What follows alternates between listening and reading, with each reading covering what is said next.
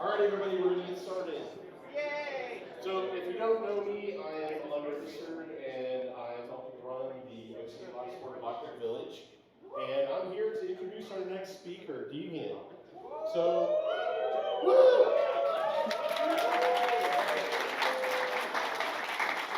So, I had to write this down because I have so much to say, so hang in for the next 10 minutes or so. So I first met Deviant in 2009, believe it or not, when he came to CarolinaCon 5, which was the spiritual successor to our conference. Most of the people who work at CarolinaCon are now putting on this conference. He returned for CarolinaCon 7 in 2011, and shortly thereafter he still mailed Squeak a box of locks.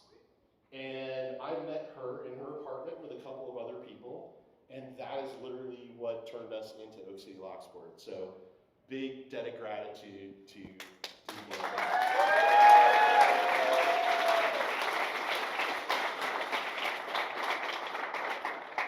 So, I'm going to give all the bona fides, but you really have to go read about Deviant. So, he's not only a renowned physical pen tester with the core group, director of education for the Red Team Alliance, author of 2 books, professional safe and vault inspector, member of the International Association of Investigative Locksmiths, a life safety and ADA consultant, and an NFPA fire door inspector. So basically, literally everything you could possibly do where there's a certification for physical stuff, he's probably got it.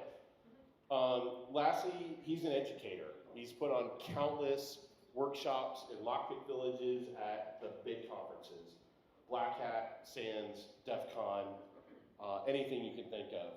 He's trained everyone from hackers like you guys to DoD and government employees. Everybody, please welcome Deviant. Right on.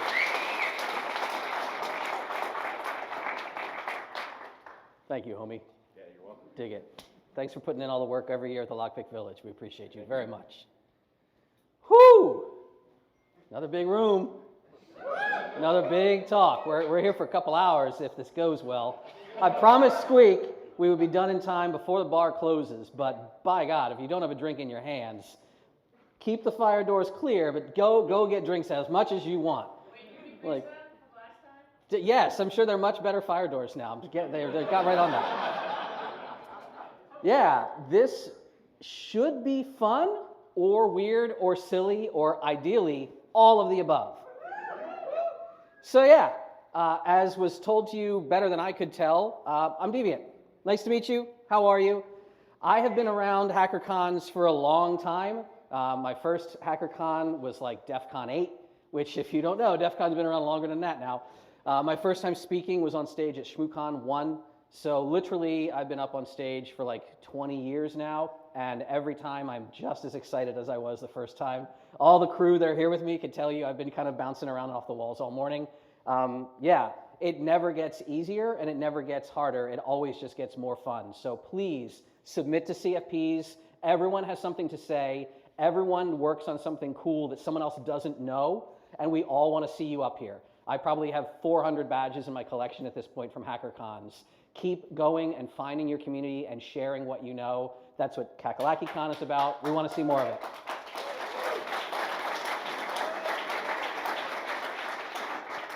Yeah, literally, again, 2 decades after speaking at my first HackerCon, like I owe my career to the hacker world. I train people all around. I have a company that makes tools and equipment now, just my own designs I get to like manufacture. It is delightful. And everything comes from the friends I've made and the hair I've lost over the years, right? But what a lot of people don't know, and again, Patrick kind of told you a little bit about, like most people see me in hacker mode. A lot of people don't know that like this is how I also look depending on the job I'm doing on a given day. I am a safe technician. I'm a safe and vault technician. I work for the DoD. I work for the GSA, if you know what GSA is. I do a lot of like neutralizing containers. Sometimes you don't need to bust out the drill and the lance and everything else. Sometimes, like this is the Aviation Museum. This is one of the early Air Force Ones This was Kennedy and Eisenhower, Johnson's Air Force One. And I was just walking through and I was like, oh, wow, check this out. And the docent's like, how did you get that open? That hasn't been open in a while. I was like, well, it's set to the out of service combo.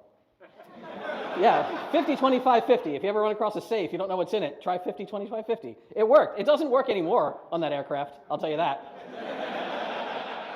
But yeah, installation, service, and repair. That is a big part of the safe lock world that I get to do. Repair usually means something has gone wrong.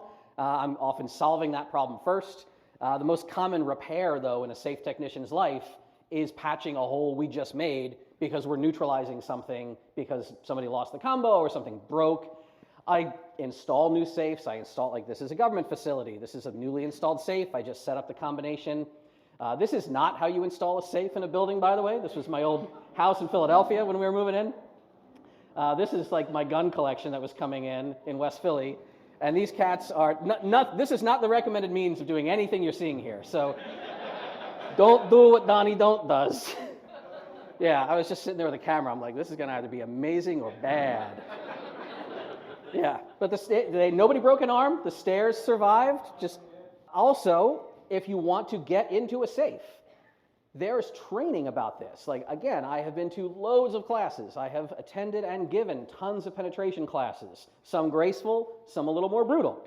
But it's not just like blowing a bunch of holes and chop saws and everything all over the place. There are precision drill points where you'll actually drop a hole exactly where it needs to be, drop a scope through that hole, and look at what's going on the inside of the safe.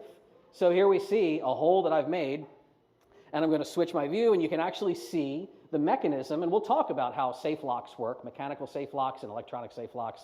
So you can see these wheels of the safe, and now that I have eyes on them, I can actually manipulate the wheels into the correct position, drop the fence, yay, everything's happy, fence is in, boom, safe is open, hooray, confetti. That's fun, right? It's fun to get big things open because a safe is like supposed to be all strong and robust, and you come on in there and you bust your high-speed spiel or your twister or your ball buster bits or whatever, and you can just like, yep, got her open, not too bad, pay me my money, please. Now, drilling into a safe, obviously manufacturers know this. So let's start off. This is going to be a whole walk through how things can be compromised, and then how other people are like, well, let's put up a barrier against that. And people, well, let's get around that. Let's do this, let's do this. And we're going to walk you all through the way private civilians and the government over the years has tried to protect their assets and has had them compromised. So what's the first thing that manufacturers started to do? Well, they said, all right, in addition to making a lot of harder material that's just a pain in the ass to drill through, let's make some active triggers inside the safe. If you've ever heard of something called a relocker, like an active relock device, like a relock trigger is inside the casement, a relock device is outside of the casement, but a glass relocker, like you might have heard of this, and some movies and TV shows talk about it. So here we have a safe you can actually see equipped with relocking device, right? So UL is certified, this safe is tool resistant for all these reasons. Here's an example of what that looks like. It's just a small piece of tempered glass that sits in a very strategic location inside the safe body. So if I try to drill at the normal drill point, this glass will shatter. Why is that bad? It's not 7 years bad luck. It's a good 7 hours of bad luck on the job. You know it when you hit it too. You hear it burst and it all falls down on the inside of the door and you shit yourself. So yeah, so on the outside, these are extra pins that are spring biased outward. These are extra bolts, and they're being held back by wires attached to these various pieces of glass. They're also clipped on with little thermal clips, so if you try to bake the safe, you're torching it, that little thermal clip might melt. Again, the relock trigger is going to fire. So if you shatter this glass or compromise this glass, bang, you've got extra bolts to deal with. And now you have to drill more holes. You have to reach in there and fish and pull back, and you're putting like clamps and vice grips on wires. It's not a great day.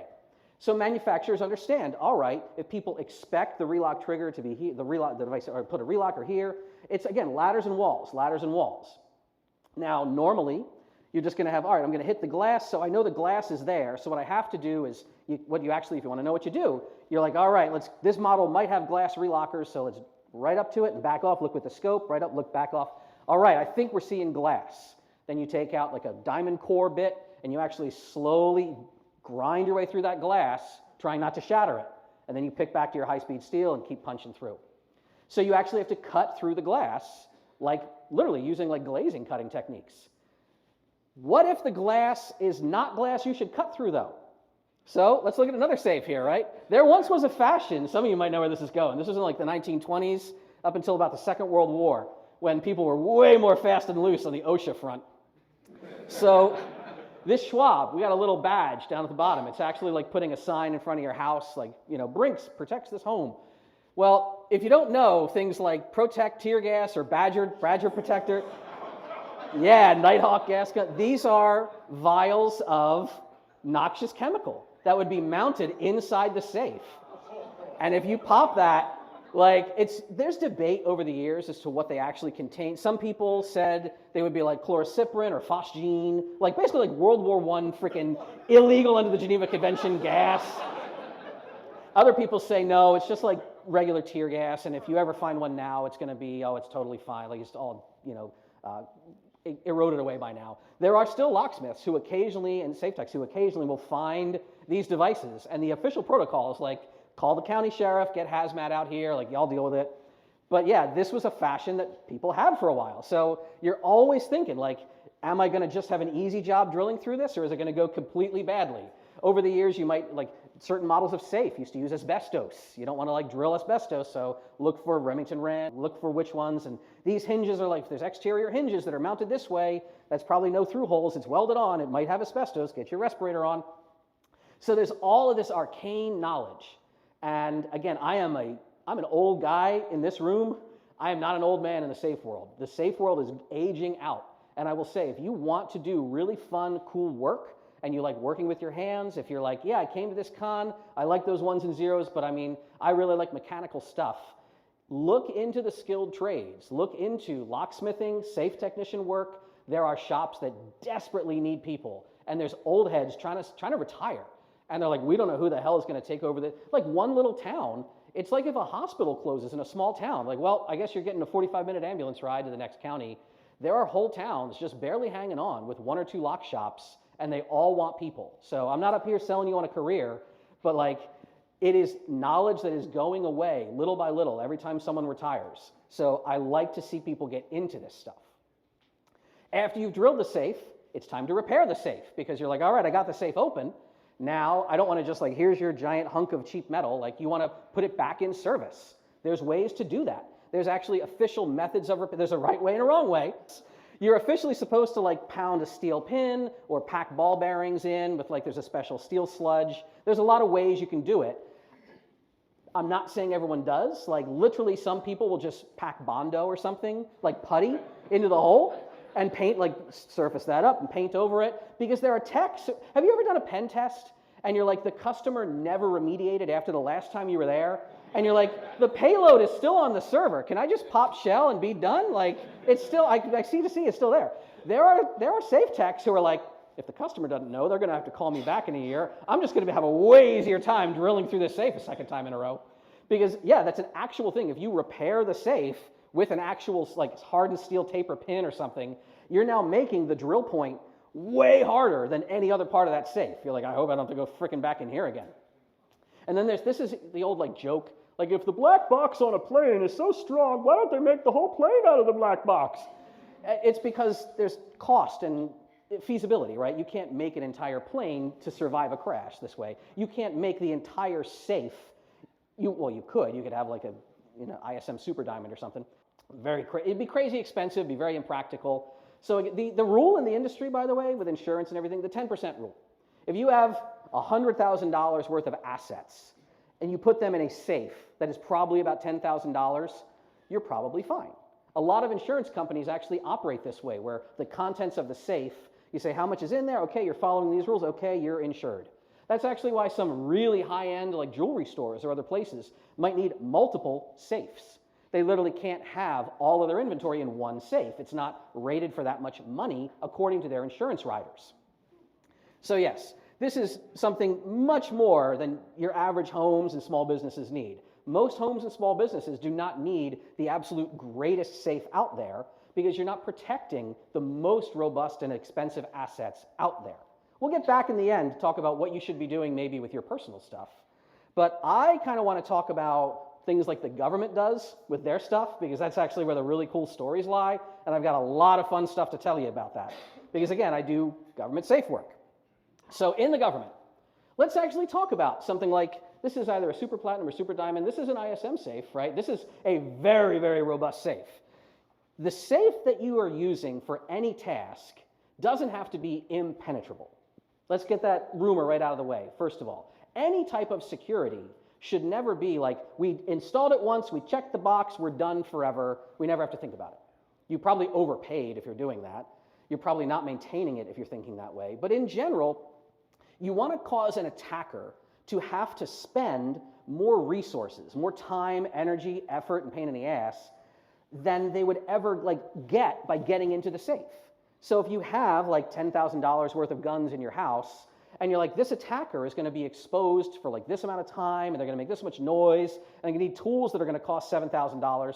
Like, who's going to buy a $7,000 drill rig to steal your $10,000 gun? Like, it doesn't make any sense. So there's a balancing act in all things. This is going to be, this is a super diamond, basically. It weighs between, depends how you spec it out, it's about 5,000 to 9,000 pounds. I've seen them for sale for about $30K to $50K. So do the math on what you're going to put in there. That's why some stores need more than one. You'll rarely see one of these in a government space. The government doesn't use safes like this. I believe this is like a biomedical research company where this photo was taken. How about private citizens who are just doing stuff in their homes, right? Private citizens don't really need robust safes. Which one of these is the most resistant safe, by the way?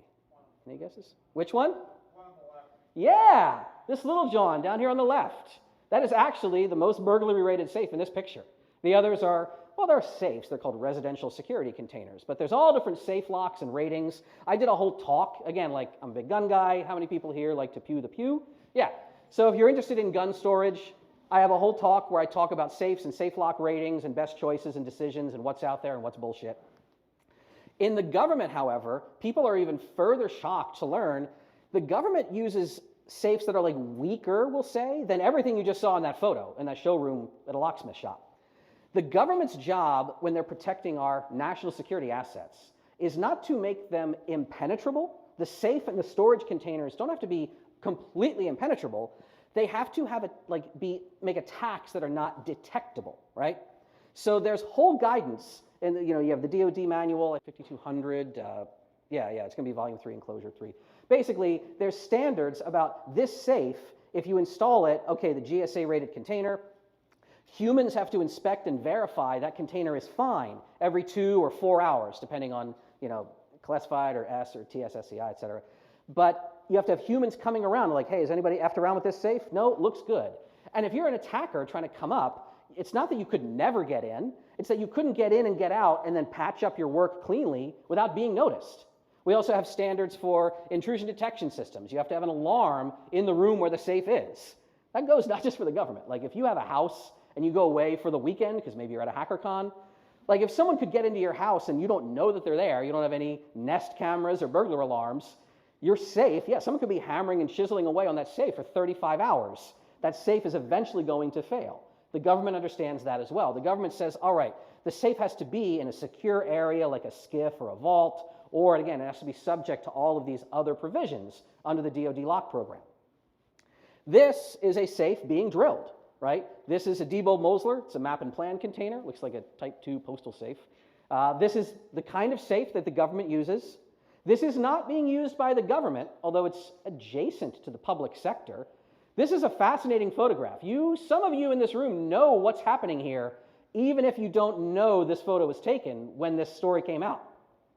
Does anyone remember this root key ceremony that had to be delayed because they couldn't get into the safe that actually they couldn't do a signing ceremony? Like, that was the safe.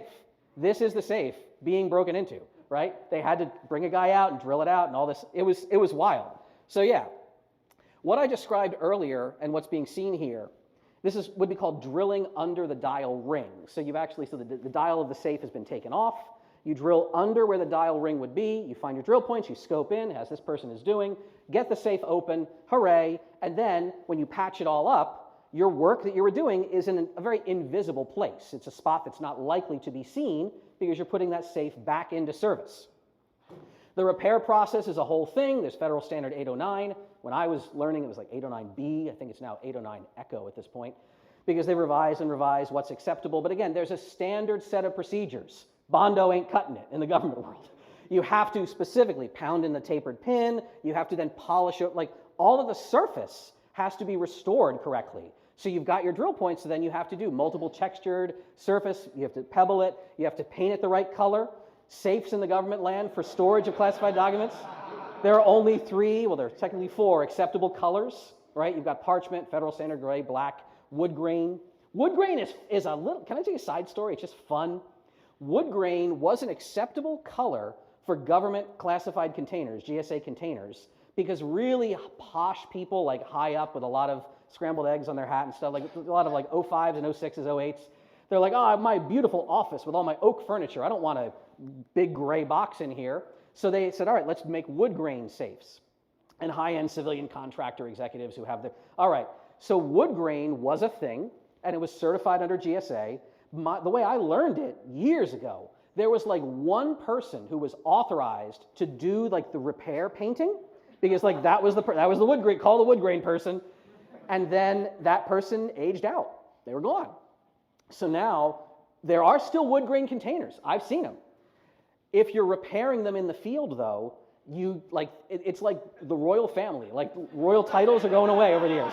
They're dropping off. So if I were to have to like drill a container like this, I'd have to completely Federal Standard Gray or black, or wood grain's going away. So yeah, no other containers are ever authorized under GSA. So I've seen a picture once. There was an army green one. Somebody spray painted it, and I was like, you got to spray paint that back if you want to keep that certification. So yes, drilling under the dial ring, it makes the intrusion harder to see. It also means the inspection process is a pain in the ass, because when you recertify, again, I'm certified to inspect and recertify and put containers back into service. If I have to do an inspection, I have to take the control drawer out, take everything out. The process used to be, you literally had to take the entire safe lock off and look under the casement and under the dial ring, are there any signs that something was drilled? And you put all that shit back on. And that's why I would say you get paid the big bucks, but you don't. It's all a standard GSA rate. I enjoy it. It was really fun. Ultimately, though, it was decided that inspections were kind of a pain in the butt.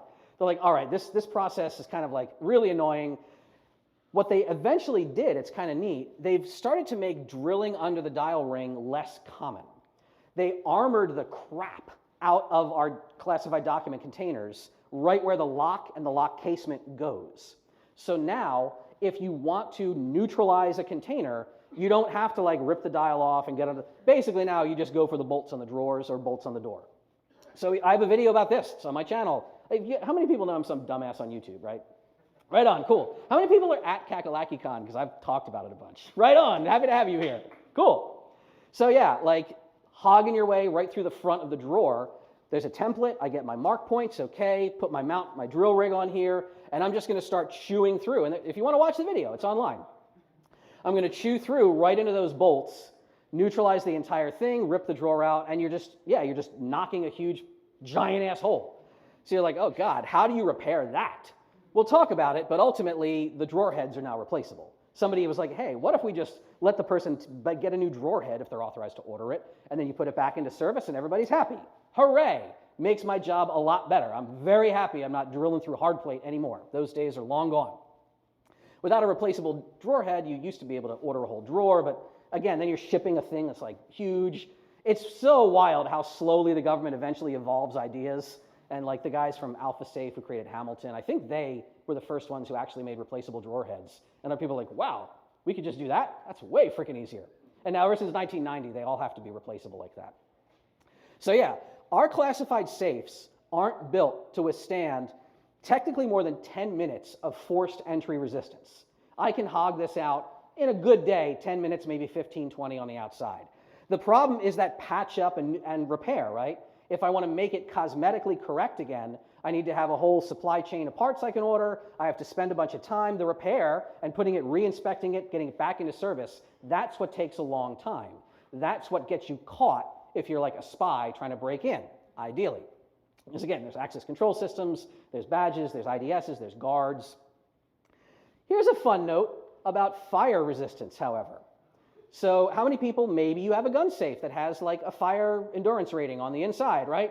Anybody have a little sticker like that on their safe? Yeah, you should. A lot of them in the consumer market, they'll have a sticker that says something. Who's actually validating that? I don't know. But essentially, in the proper safe world, underwriters labs, they actually have like standards and they say, okay, we've tested it under these conditions. This safe will make this temperature curve, okay? The government used to have safes like that. They, like class 1 and class 2, the original GSA containers, they had a fire endurance rating. Then people started to think, wait a minute, we put these things like downrange a lot, right? Like where our embassies and our consulates are and our bases. If like an embassy gets bombed or burned up, you probably don't want, like the building is gone and the first responders are there and some like Lebanese police are like clearing people out and like nothing but our safes are just sitting there with all this fire endurance and all the documents perfectly fine inside the safe. They're like, that's probably not the best plan. So yeah, class 3, 4, and 5, and 6, no fire endurance anymore. Nowadays, you put them in a room that ideally has, a fire suppression system. We talked about that last year, right? So yes, in general, I am looking either like this, or if I'm doing actual government work, like I don't need to have my whole freaking Nomex suit and shit on, which is very warm. Normally, I'm just going in and consulting, and I'm saying, all right, which fire safe do you want? No, you don't want a fire safe, you're doing this. Okay, let's talk a little bit more about non-destructive entry, however, because that's what really freaks a lot of our people in the government out. Because all of this big drilling, like, okay, like you can hog your way in, and what if, however, somebody tries to get in and they do it non-destructively? That totally changes the game in terms of our risk metrics, right? If somebody, this is manipulation. I can teach manipulation. I run manipulation classes. RTA does this. I can teach anyone in this room how to manipulate a safe open like you see in the movies. I can teach you in like a day. You're looking for very, very, very small differences in how that dial is performing as you walk your way around the dial. Again, I'm not going to get way into manipulation. I got so many good stories. But if you want to learn manipulation, talk to me elsewhere. Talk to me offline. It's a widely understood and taught. It didn't used to be. In fact, when I first, remember that first, where did I first talk for my first con? ShmooCon. That was the very first ShmooCon. The second ShmooCon, my friend Renderman joined me on stage, and he had some safe locks, and someone literally put a safe in front, like, hey, I brought a safe to ShmooCon. I heard you were coming, homie. And the chrome-plated gonads on this dude, he got it open on stage, manipulating while we're talking. Like, so when I say anyone can do this, anyone can learn this eventually, right? If you haven't seen how the interior of a safe lock works, you saw a little bit of that on the scope, right? You have a series of wheels, and these wheels have gates cut in them. And when you're operating a dial and entering a combination, all you're doing is picking up those wheels as they come around, and you're trying to align the gates underneath what is called a fence. And as you try to drop the fence in the drop-in area, if the fence can drop in, hooray, the gates are aligned, you enter the combination, boom, it's open. Now, a couple things about these wheels. You might notice, like, all right, I see that big notch, that's the big gate, but there's other stuff going on. There's like holes and other things on the, what's going on there? Here you can see the fence could drop in now, the gates are all lined up. Well, why do the wheels have other features? There's like all these other holes and stuff on them. Fun story about that, going back to World War II when we started to realize this was a big problem. Imagine a safe lock wheel, like this one, manufactured without those holes. Those are called balance holes, if you're curious. Because imagine if this safe was subject to a bunch of vibration, over time, depending on how it's mounted, the safe wheels will naturally want to settle into position where the lightest, part is up top. And if the fence is up top, bloop, you've just opened the safe just by vibrating the crap out of it. This actually happened. There were cases back in the Second World War where there would be some, fleet steaming out at sea, and somebody goes into the radio room, and the safe is hanging open with the code books. And what happened? And some lieutenant starts screaming at a bunch of ensigns, who didn't do their job? And then they change the combination, and then 6 months later, they're in a completely different patch of ocean, and a safe is hanging open again. What is going on with these safes? The way I heard the story when I first learned all this is that eventually someone from S&G, starting at Greenleaf, either got shipped out or heloed out or something, because they would come into port and they would check that no, the safe is fine, you don't have any German spies on board, and eventually somebody from S&G was on a ship at sea, and they were so is it like this all the time? They're like, what? He's like, the deck, it's vibrating. Like, oh yeah, the screws are turning and we're steaming out at 18 knots. He's like, okay, I solved your problem. Yeah, your problem is balance holes. Yeah, you're vibrating your safes open. This was even turned into an attack. There was a tool called a Jacobs jiggler. And it was this little box. It just had a little like crank arm that you would clamp on and like just turn up the rheostat. And it would just go, it would just jiggle the crap out of the handle. And hopefully the handle would just suddenly open. There's one sitting at Lockmasters in Kentucky right now.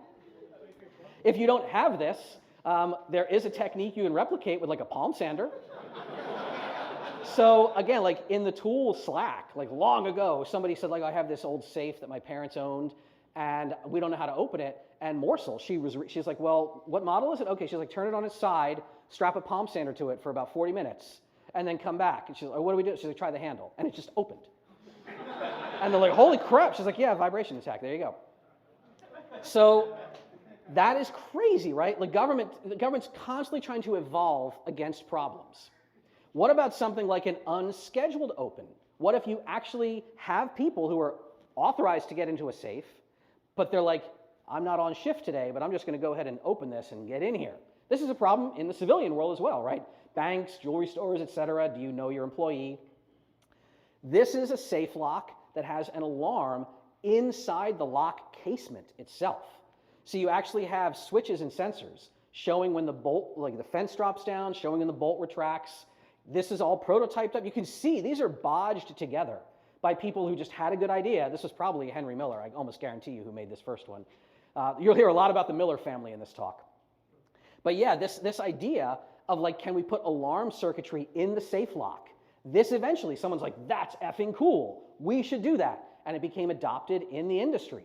If you've ever seen movies about like bank robberies, occasionally, I even did a tiny video about this. They'll be like, all right, open that, like someone with a gun, open the safe clean, no duress codes. What is that?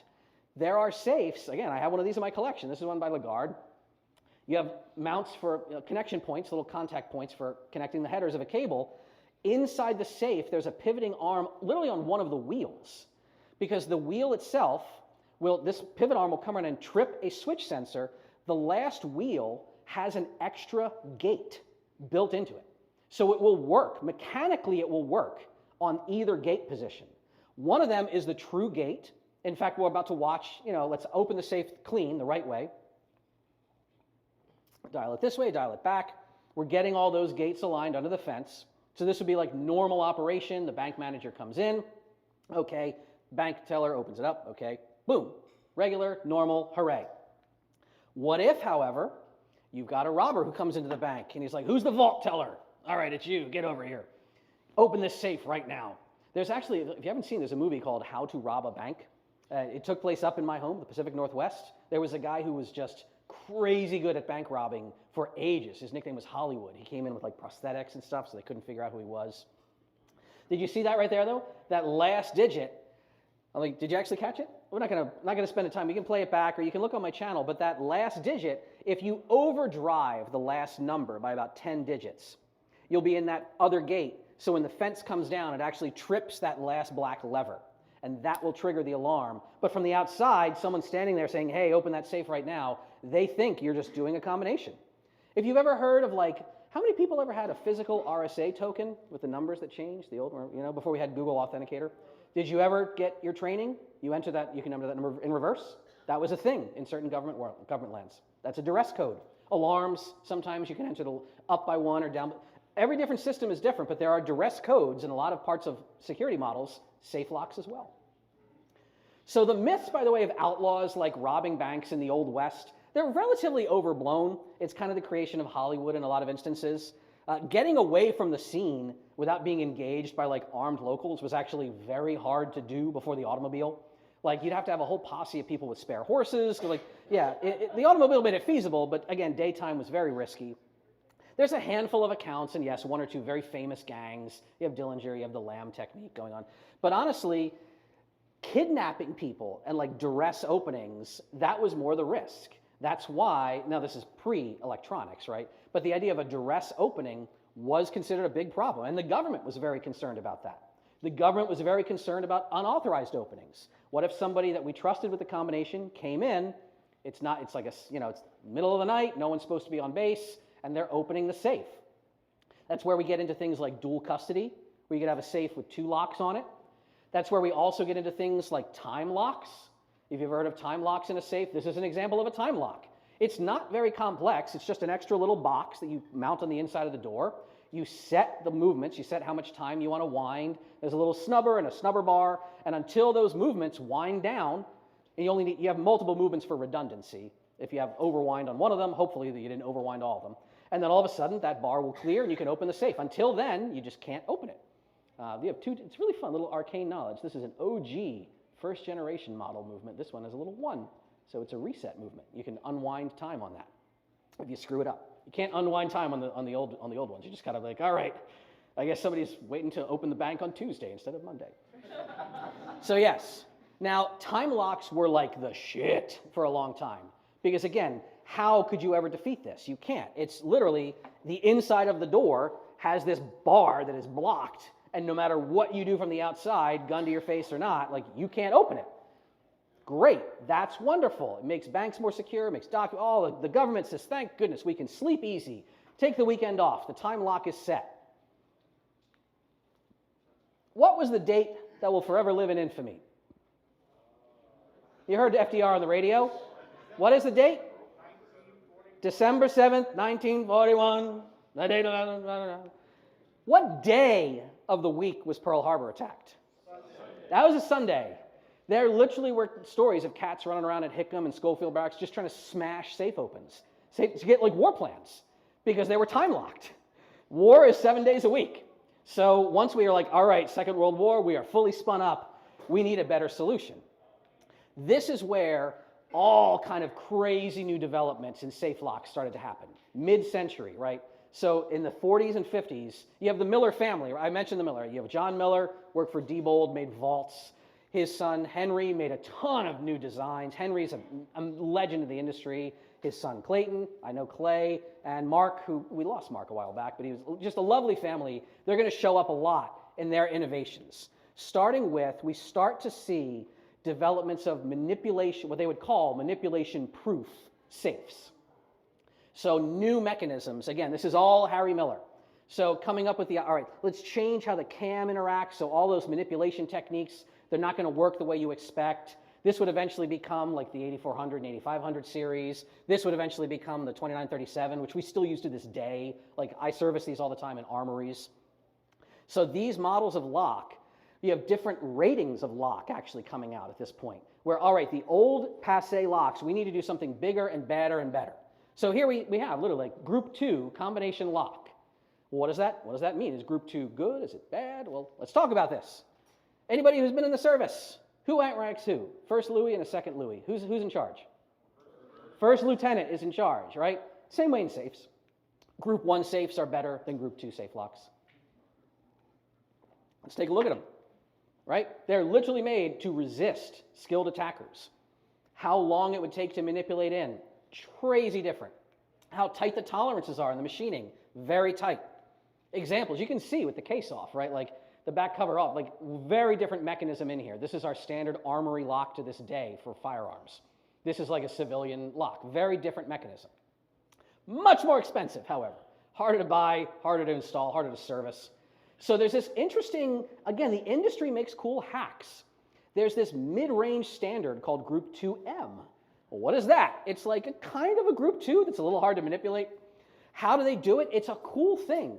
If you're in the lockpick village and like Patrick's like, hey, you want to don't try to pick that lock first. That one's kind of really sloppy. If you're just learning, take a slightly better lock. That one's not going to perform well for you.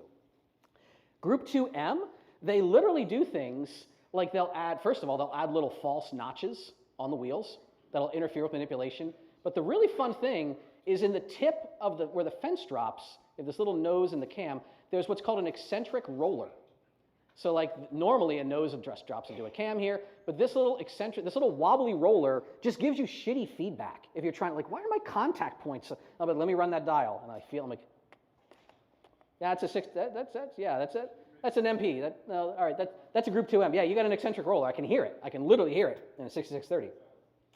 So yes, like there's all different gradations of safe lock, and the government would require different things for different purposes, usually group 1. However, again, more and more standards, more and more attacks.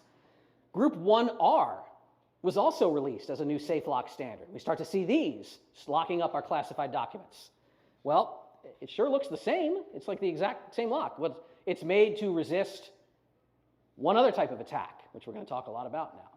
What is Group 1R resisting? Radiological attack, yes. X-raying safes was a thing. And in the Cold War, this was a crazy bit of counterintelligence that was happening with the East and the West. I want to talk to you about Group 1R locks for a little bit and what ultimately we learned was being done even in our embassies. Like, it's freaking wild. How are we doing on time? We're doing good? All right, we're doing okay here. Are you having a good time so far? All right, cool.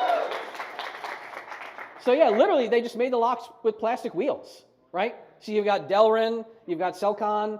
It's there. If you try to X-ray the safe and you're X-raying plastic, you're not gonna get a good image. And you say, wait a minute, X-raying the safes? That's crazy. How would that even work? Well, you can absolutely take an X-ray out in the field. It's not like you have to take the safe to a doctor's office. There are field portable X-ray units. They're used many times at our borders for customs and inspection. The Mini Z is a popular one. The little backscatter, Rapiscan makes this, the same company that makes our luggage scanners and things. So yeah, the Mini Z, you've got beacon detection, they make the Nighthawk. These are real call for price kind of items, if you don't know like how much they cost. Golden Engineering, the Golden makes some really kind of almost achievable ones. You can sometimes find these in the civilian market. Let's say you have like a suspicious package in the mailroom. If you're like, well, we're an abortion clinic and people think God tells them to kill us, so like we got to see if they're mailing us a pipe bomb. This is, nope, someone just mailed us a multimeter. Okay, this is a little portable X-ray checking the mail. You can find these sometimes on like GovPlanet and GovDeals. You can find them on eBay occasionally, right here. Or if you're kind of like us, like at Red Team Alliance, you just have spooky friends, and they're like, hey, you want to do that thing you told us about once? So we just had a government team come to our office in Virginia, and they brought a whole bunch of gear out with us, right? So this is really fun. I decided, I was like, look, we need to try some science, all right? Let's go ahead, bring your kit, and if you've never seen this kind of gear, it's used by a number of agencies. I mentioned like Customs and Border and stuff. It's also used by, these guys are not Customs. These guys do more boomy things. These guys are EOD.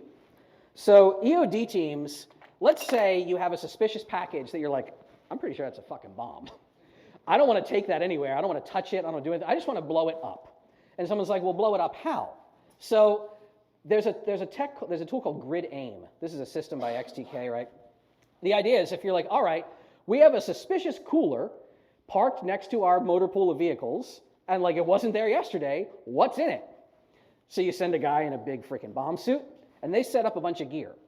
And they set up a radiation source, they get it very specifically aimed, they put a nice grid in front of what they're targeting, and then they send a bunch of pulses through, and on their tablet, somebody a safe distance away is like, what do you think of that?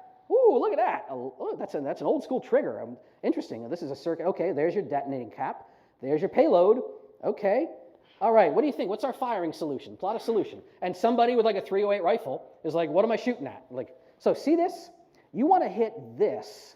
You want to be nowhere near that. If you hit this, it's fine. 2 clicks. He's like, all right, let me stand off distance. Okay, you want third down? Okay. Pow. This is what it's used for. And the software behind it that I can't show you is dope. Have you ever done like a map, like a route on like biking or walking, and Google Maps shows you like your elevation is going to change on this route like this? The way this software now works, they'll put a bunch of pulses through and capture images at different intensities, and you can draw like a line in Grid Aim and be like, how does the thickness of the metal change as I'm going from here to here? And it's like density does this, this, and then this. It's dope as hell. So yeah, like that's how you can do this. Like this is what EOD techs do, and this is what we did. So yeah, we did our scientific testing right in our office, and we put a bunch of safe locks in the beam. And I was like, I want to get some images. I want to see what it was like in the Cold War when people were doing this shit.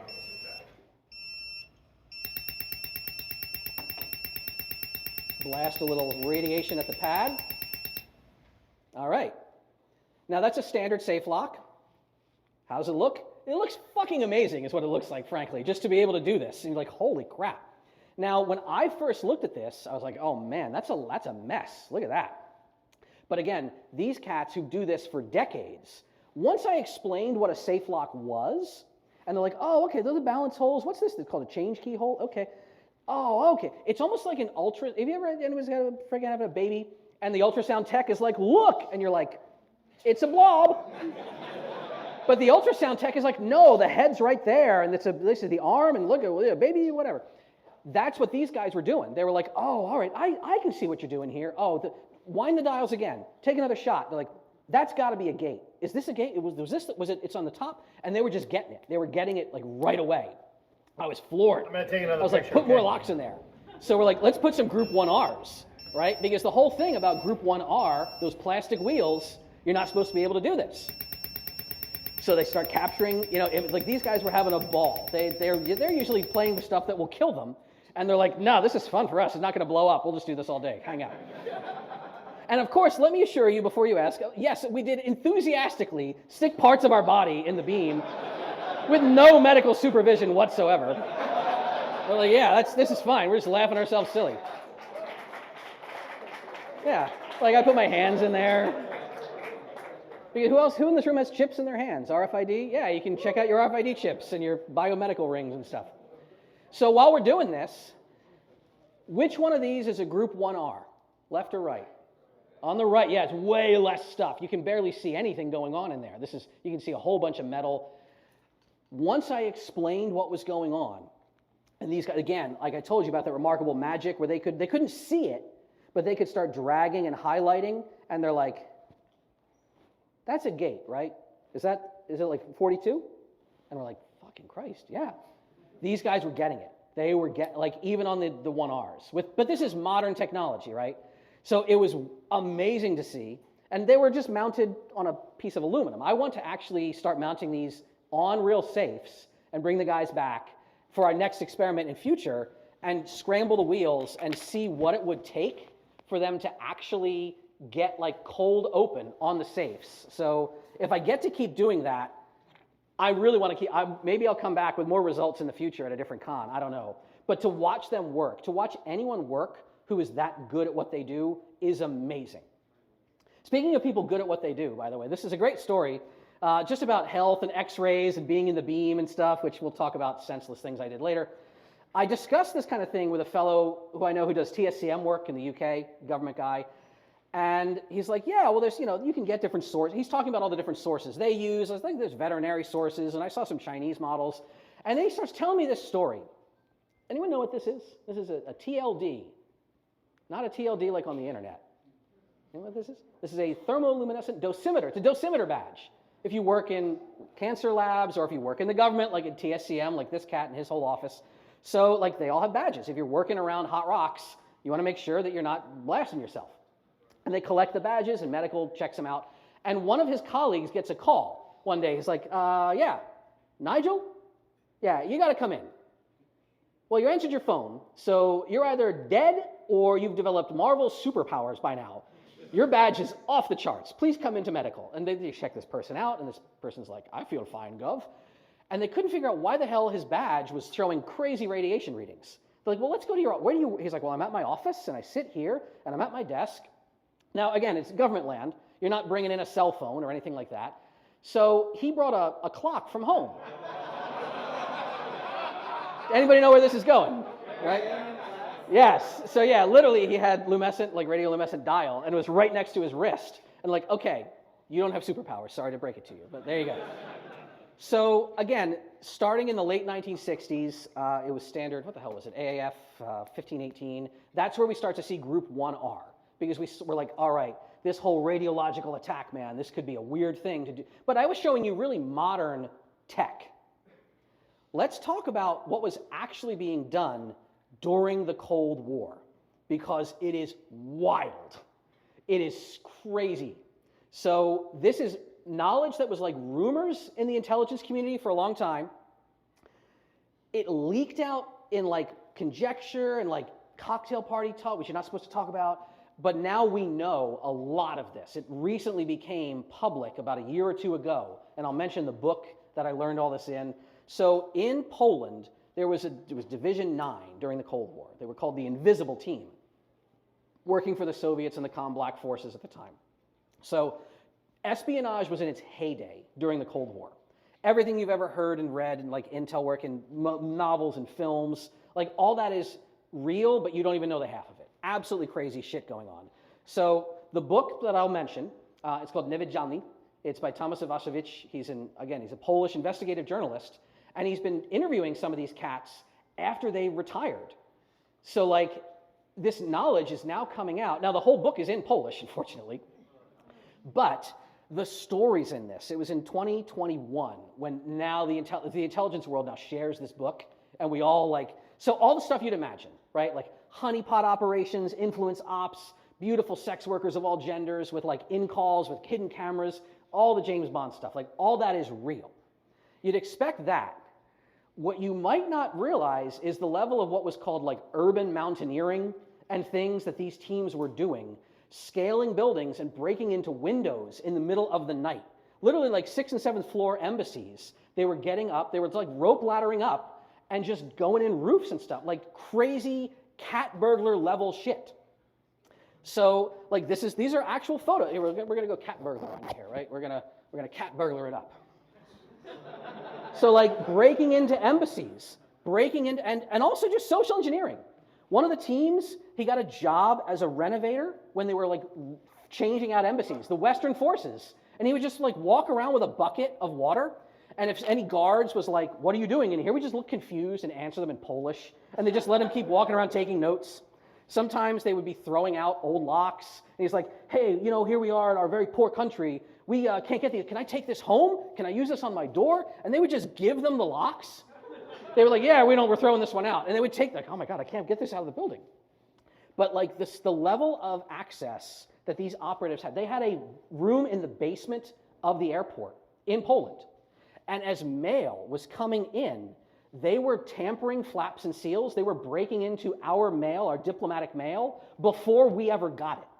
Like fucking Dippo bags. They were breaking into, like, all is fair in love and espionage. Like, they were breaking all kind of international laws. They were reading our diplomatic cables. They were going through everything, intercepting our mail. And this gets into breaking into embassies. The story of Group B, very small story I just love talking about. They had a secondary team when like cat burglars are going in doing their thing. Group B's job was to augment all the surreptitious stuff they were doing. Oh, my mic. What happened to my mic? Is the battery dead? Oh, there we go. Cool. Whatever happened, happened. Nice. Thank you. Buffalo Trace. Thank you there. I thought someone was going to come feel my ass and grab the batteries. So like Group B, their job was literally to be around the corner when weird stuff was going down.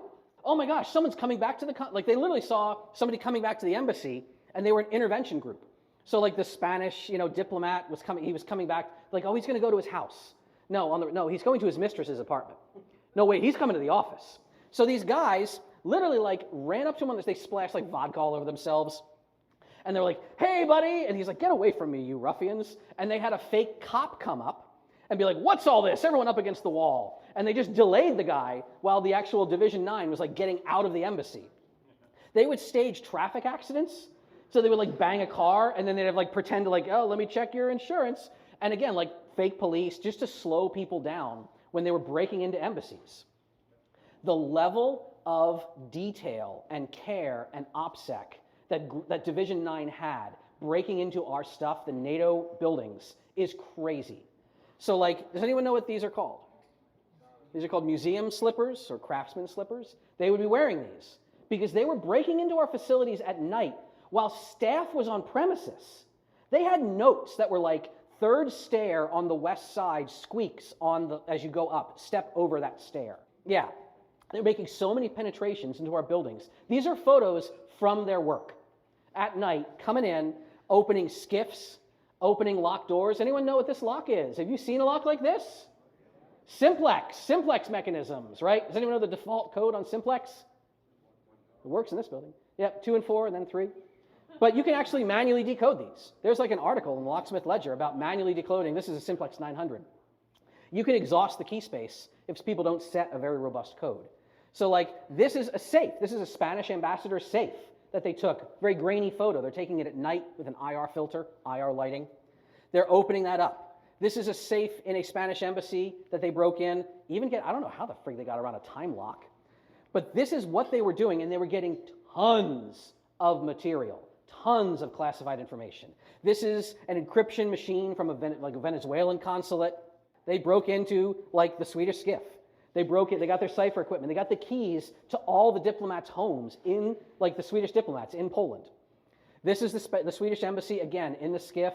This is our embassy. This is the US embassy in Krakow. They broke in, they found a hidden room that they got upstairs. They found the radio and all of our code books. These are real photos that this team took. So how the hell were they doing this? They were breaking into what were ostensibly the most secure buildings at the time. It was thought of as nothing short of witchcraft by their other colleagues who were learning about what was going on. So like, what the hell were they doing and how were they doing it? This is where we get into radiographic attacks and radiological attacks, right? So, Department 9 was so good, and this is all in the book, and I recommend, there are some machine translated versions. If you want to ping me offline, I can get you a copy. But like, they're talking about breaking in to like so many buildings, like, all right, you guys are so good, you get your own building. And as they're setting, it's almost like that movie, the TV show The Wire, where they like get a building that nobody wanted, and they had to build like their own lab, they had to build all their tools and equipment. And as they're getting it set up, there's this old warehouse. They're like, why is there like, was this an old auto garage? There's like a gantry crane, and there's like a pit in the ground for like, what is this for? There's a reason there was a giant pit in the ground with concrete all around it and a gantry crane. They were taking possession of radioactive isotopes that they would start to use in these attacks. And they would store them, not very well, in the dirt. So like, isotopes are used for a lot of industrial purposes. If you like, this is literally radioisotope testing of like metal, to check metal fatigue, to check, pressure in pipes. So they were able, through various, like Metronex was one company, and the trade, like, we need to order this isotope for, metal testing, or making gun barrels, I don't know. You might have had a gun barrel in your rifle that's like been subject to radio testing. This is literally what they would use these isotopes for. These cats would purchase these either through research institutes or under the guise of some import-export company, and then, again, not graceful, but this is what they would do. You have a locked safe. You're like, I want to get in that safe. I'll put film, like literally like film plate on one side of the safe. I will put an isotope on the other side of the safe, and I will get an image of the lock and like open it up. So yeah, like abracadabra, there you are. Now you get a crappy image, like you saw the images we were capturing at RTA. You get one image, it takes a long time to get an exposure, and then you have to figure it out. You have to reverse out which wheel is probably in which position, and they had different team members. They would like compete with each other. Like Chessio was the one team member who was really good at it. He could figure it out really fast. So this is what they were doing. And they call this the Zetka method. And like, oh my God, it's absolutely crazy. Now you might say, hey man, I took a photography class or something in school. How do you have to like develop film? This isn't electronic. Like it's like a wet process. Yeah.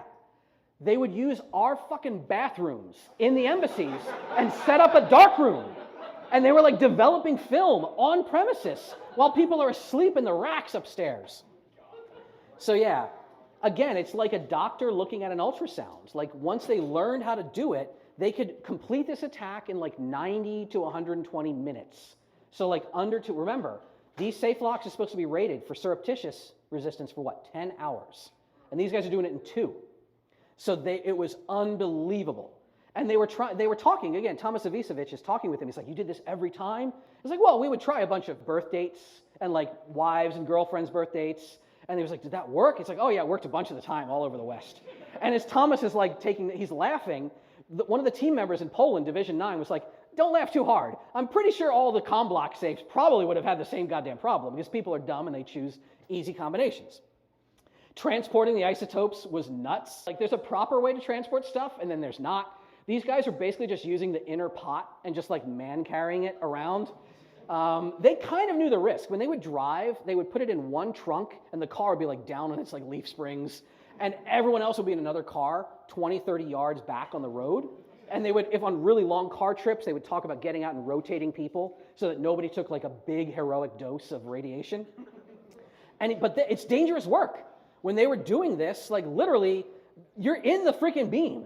You're just there like effing around with the safe and you're taking a hit.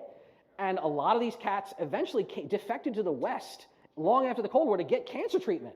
They were roasting their friggin' eyeballs. The actual isotopes are very small. It's like the size of the graphite in a mechanical pencil. Again, if you don't know a lot about spicy rocks, like it does not take a lot to make a ton of emission. They were mostly using cobalt-60. So again, very small but enormous power. And they were using, sometimes they would use like sort of long, these are basically used in like brachytherapy and other cancer sort of treatments. They would use medical equipment, or sometimes they talk about like just using pliers and just like taking it out and like clamping it on a rod and like, let's stick it in the friggin' hole, guys. Get all for God and Mother Russia and all that stuff. It was crazy what was going on. The way they would do this would vary depending on their target. So if you have a safe and it's not bolted down, they would just like move it away from the wall. This is literally photos of the American consulate in Poznan. What if you have a safe lock on the inside of, this is an early way we used to do skiffs. You have a safe lock, but you also had like a day door lock, like a keyhole. They would go through the keyhole with a rod, literally like this. This is a rod that they installed, and they would run the isotope up back through the change keyhole of the safe lock. There are times that you didn't have that. They would make a pinhole in the door frame and like try to snake the isotope up inside the door. There's a story of one time they made a really tight angle and like the little chain thing got like jammed and like, oh crap, I can't get it out. You try it. Like, can't get it out. You try. It was like, yeah, our dosimeter badges are making a noise like a truck backing up at the end of that night. They eventually got the freaking thing out of the wall. And it was, again, just treasure troves of documents, getting skiffs open just by roasting your gonads, by like waving an isotope around. This is what was going on. And again, like NATO, the West became suspicious. They're like, I don't know, why is Metronex ordering so much cobalt?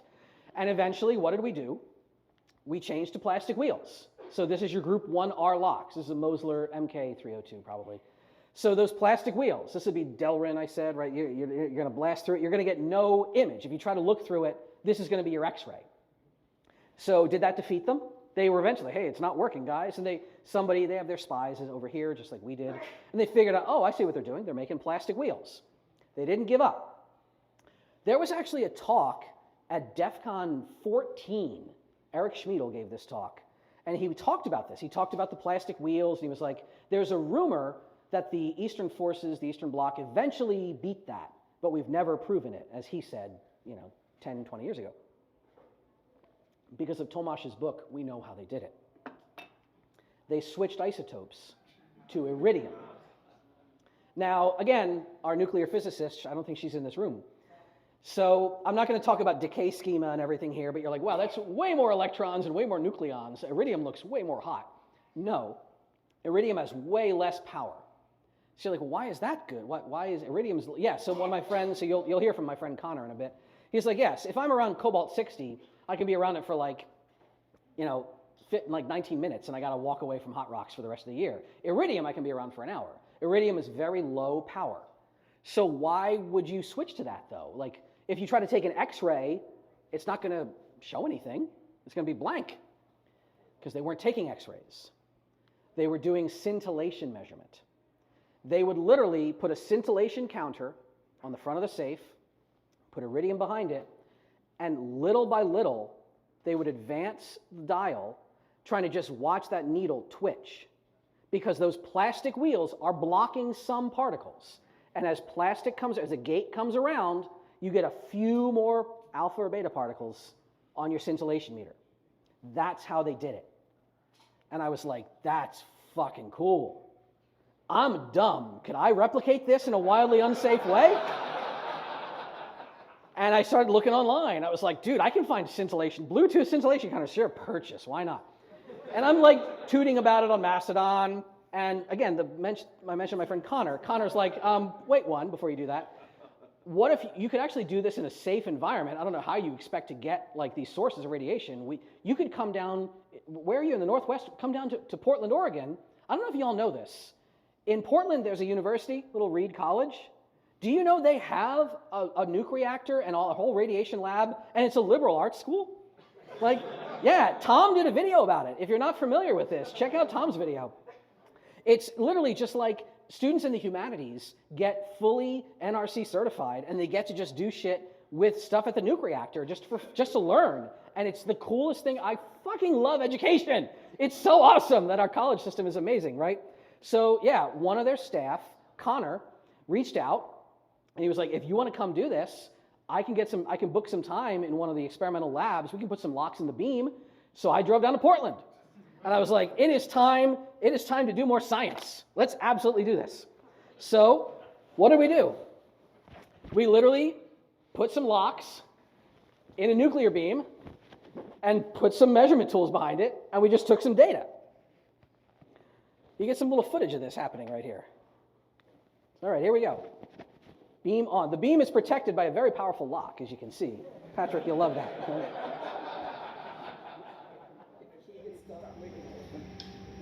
Beam on. Beam on. So you can see the lock, the safe lock that I have. I'm like, all right, I'm going to put the safe lock here, but of course the beam is way too big.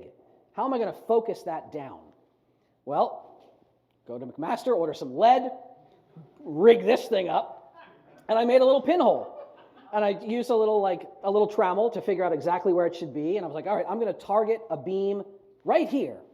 Okay, that's great, cool, let's try this. Now, you got the measurement tool, right? We've seen this diagram before. And I was like, so you want me, I'm going to be here measuring stuff? He's like, no, you can't put your hand on that. You can't be there. I was like, well, of course, I have to be obviously operating the safe. And he's like, Dave, no, you can't, what the fuck is wrong with you? I was like, all right, I got to come up with a better solution. Okay. So again, huge thanks to having amazing, skilled, talented, beautiful friends. Blake, my friend Blake, who has a whole design company, he built this. I described what I wanted. He's like, well, I can make you a robot that mounts onto a safe lock and just slowly dials it. And it'll just, here you go. How fast do you want it to go? So this is what we did. We put this little safe dial robot in the beam, put a detector behind it, and just started capturing data. Now this video is double speed, just to kind of illustrate a few points. So you can see there's something going on with the beam energy. However, the wheels are all differently aligned, and we're doing this on like hard mode. I was like, okay, I was pretty quickly convinced. I was like, there's a there, but let's make this a little bit easier on ourselves. So you'll see the next footage, I reset the combination to be all wheels the same. So the gates would all come around together. Let's see what happens. And I don't know if we got audio coming out here. Okay, I'll speed her up, and you'll tell me when we're getting close. Can you see what's going on? Mm-hmm. As we're coming around, look at your numbers down here. Half. Right. Quarter. So I slow it way down. Right. Now you'd expect to see more energy get through right when the gates come around. And our actual pinpoint is going to be about there, I think. And what speed are you using for this? And let's see. Right now it's at 0.2 RPM. I can drop it down to 0.1 if we needed to. I did a couple times before. Mm-hmm. Oh, maybe. So that just 68. Went, what was it before the, oh my God, boom. There we go, sevens. Huh. Yeah. That was weird, that was very brief. I'm no scientician, but there's like a there. There's a something there. And again, we played with all different speeds, and we played with different sources. We were the main Shepard source. We played with, I got to fuck around with plutonium. Like, this is my life. Like, I literally get to just handle plutonium and put that up and like just see what you can collect. Different collectors. We had a ball. And again, if I wasn't some dingus just like tooting about this on the Fediverse, I would never have gotten to do any of this. Now, on the grand results, like again, I don't know what I'm doing exactly, And I have all kind of other footage that looks very cool, but some of this is scientific, some of this is not. There's, again though, like you're looking at these jumps, and I'm like, wait a minute, was that a thing? And he's like, let's try it again. You can only get so much time in the beam. I want to go back. I definitely want to come down and see him again. So when you're doing scientific experiments, this is my very non-scientific science scale, your results can be somewhere along this continuum. Crappy, cautious, compelling, consistent, conclusive. You'd like conclusive. I would say our data is somewhere in between curious and compelling. And that means somebody else has to pick up the mantle and run with it. If you want any of the code from our little robot, tell me. If you want to borrow the locks, tell me. If you want to come with me and you're in the Northwest, let's just come down to Portland and like hang out and like, I don't know, throw locks in a reactor and yell at a police station like it's Portland. Do whatever you want to do. But literally, like, keep trying weird stuff. This is like an experiment that replicates things from the Cold War, but it's working now. Are we getting weird audio artifacts? Is everything okay? How about that? Is that better? All right, cool. So ultimately, yeah, the radiation. I was like, Tara and I don't want fucking kids. I don't care. Bake my balls. I don't care. Connor was so nice. He was like, please, Dave, stay out of the beam. Come on, man. Come on, what are you doing? Ultimately, like, again, it was ladders and walls all throughout the Cold War. The Russians were giving them more crazy isotopes. We started adding, the NATO forces added lead. So this is the Chubb Mark IV. There's huge lead shielding. But this team, the Comblock team, this was their document harvester. And they were just scanning reams of documents from all these embassies. And sometimes they didn't know what they got. Like one time they were in a Japanese embassy and they would just look at all this crazy technical stuff. And it was like a user manual for a radio that was available in the open market. They didn't know. But yeah, like they were doing this so much, eventually one entry into an American skiff, they found an opening counter, totally off book, like not a standard part, installed in the door frame. Like, holy shit, they might know something's up. So what did? They made their own. They were literally making fake opening counters. They were like replicating them and installing them, and they could like winding back an odometer before you sell an old car. Yeah. These are all photos from the book. One time, eventually, it was 1983, they found a hidden camera in an embassy. It was in a bookshelf. It was an IR camera, and it completely freaked them out. They probably they thought Americans thought maybe it was an inside job, but whatever, they're like, all right, we're done. So they didn't break into our embassies for years after that. There's a myth they might have resumed, but then eventually, wall comes down, Roger Waters plays a concert, et cetera, et cetera. Yes. Yeah, but this is what was going on. And I love these stories. We're doing great on time. Are you having a good time still? Yeah. Hell yeah.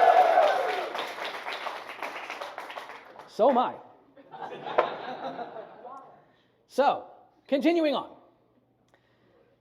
Let's talk about, if you're in the government, you may have heard of FFL 2740.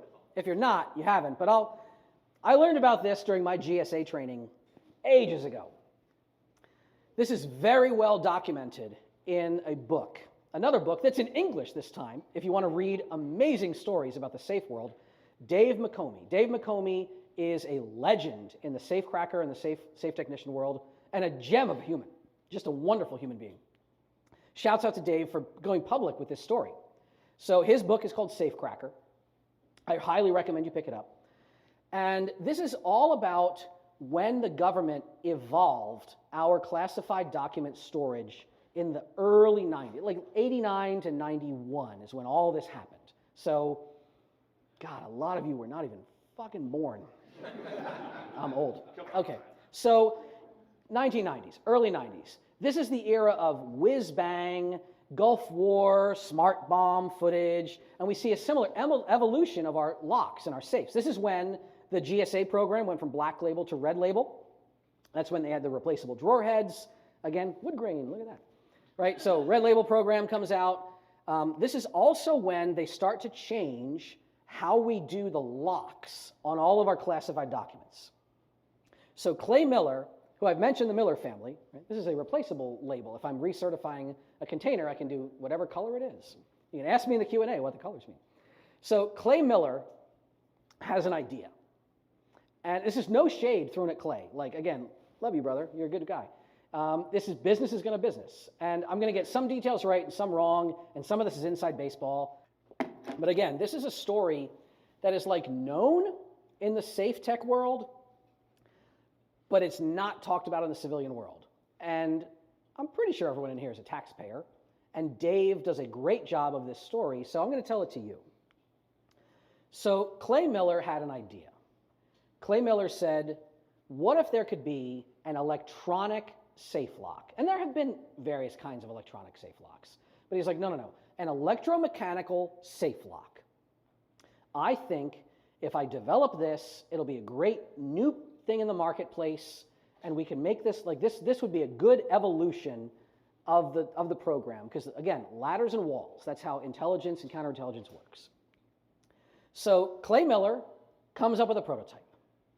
Clay Miller has a Japanese engineer, Mas Hironaka. Mas helps him miniaturize it.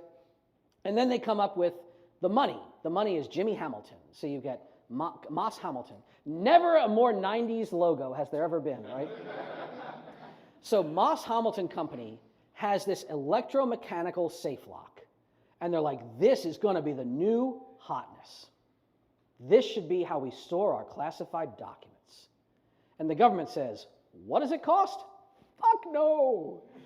So, as we have seen, if you want people with power who are in charge of security to spend money and resources on something, you gin up a fake, like we saw with a bunch of cops, and then, we want to defund and divest, but no, retail theft is awful, and you never heard about it again after everyone stopped talking about defunding the police.